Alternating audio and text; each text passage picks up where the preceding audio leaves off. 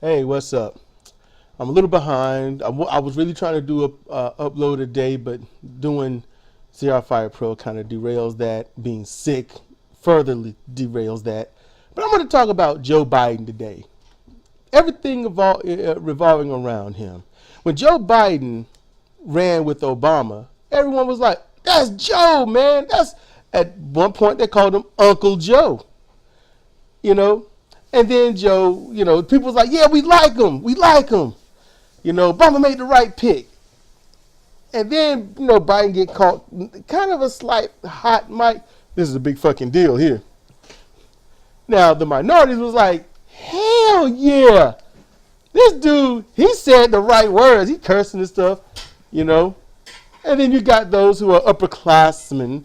It was like, oh no, he said a swear word. I can't deal with that. So, people love some Biden. Why? Because everyone loves some Clinton. And everyone loves some Democrat. Okay, not everyone. Just those who believe that they are forward thinking.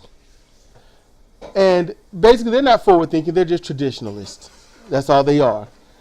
And that's why we have Joe Biden running for 2020. Of course, look, when this dude decided, look, I'm going to run, he already knew Bernie Sanders was the epic front runner. All right. So any Democrat would tell you, you are messed up right now. You will not win this. But he's like, I got to get in. And was it him? No. It was probably a whole bunch of, upperclassmen constituents who decided to say, I will back you if you run. Because while Bernie has raised a lot of money, small donor, meaning grassroots, meaning people with jobs, and you got some of those wealthy people that donate only the maximum that they can, and that's it. All 4 or 5 wealthy people did it. And wealthy are the ones that pay the checks towards the rich people, who pay the checks to the middle class people, who look down on the lower class people. There you go, the hierarchy of our system. If you don't know, now you know. So, Joe Biden gets in, and all of a sudden it's like, he's raised more money than Bernie Sanders in a shorter amount of time. It's like, you know what? It's true. So you can have, 100,000 or 100 million people giving you $3 or something like that. $1 to $3, and every once in a while a 20 or 30, or you can have these 10 wealthy people giving you 200,000 or $1 million here and there. See, that's the difference. When you are status quo, when you are for corporations, you don't have to worry about those little people. The larger donors will give you the money, and you look good coming out the gate. He started off last with a thoroughbred horse, where Bernie started off like, 40 seconds down the track with a little donkey that just won't do nothing but walk.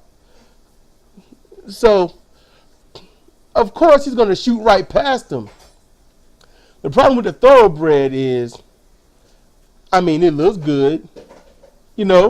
Beautiful horse. It's going to do its job for the most part. But how well was it kept? Or was it kept well enough? When does it break down?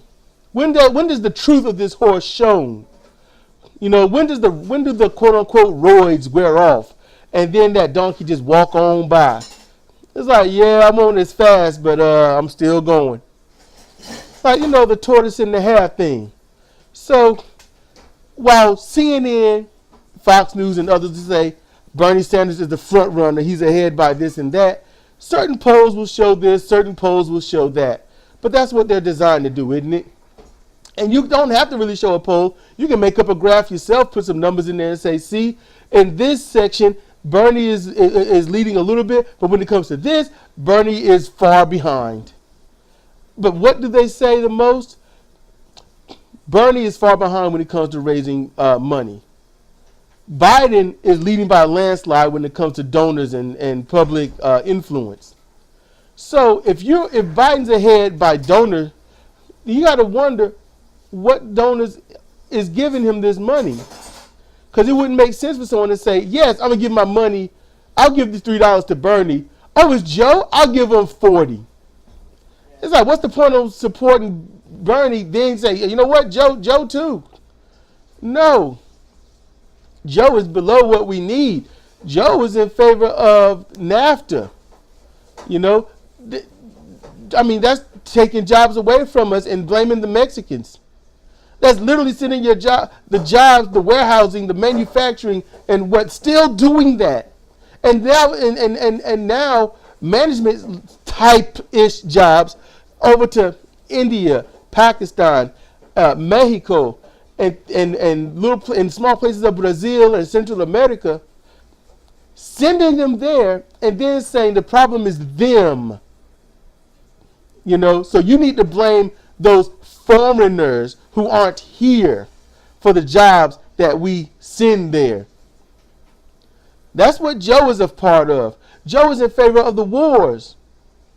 You know, he was in favor of war. So he's in favor of, I'm going to sit back and do nothing, but I'm going to send your kids out there to die.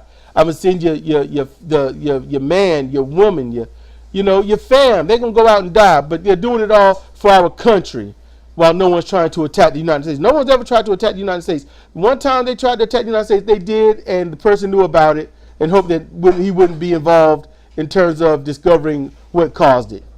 That's it. And that war right now is trillions and trillions of dollars. Matter of fact, we could pay for children to go to college 300 times over with the amount of money put into that war, which still rages today, which is branched off into other wars.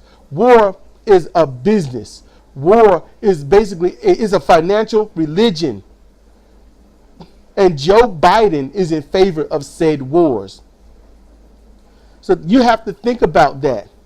Joe Biden only looks good right now. But if people have standards, if people care about the truth, then Joe Biden is going to drop off like a bad habit. I'm talking about that real bad habit. You know, how many times you got to walk around the corner sleeping till you in bumping your head into the wall or your shoulder into the wall before you start being like, wait a minute, I need to clear this a little bit further. Joe Biden is that wall. And clearing it is your standards. You know, so when you vote, make sure you vote in about a year and a half for the one that represents you, not the one you represent. This is Cedric Kennedy for Comparative Reasoning. Thank you for listening.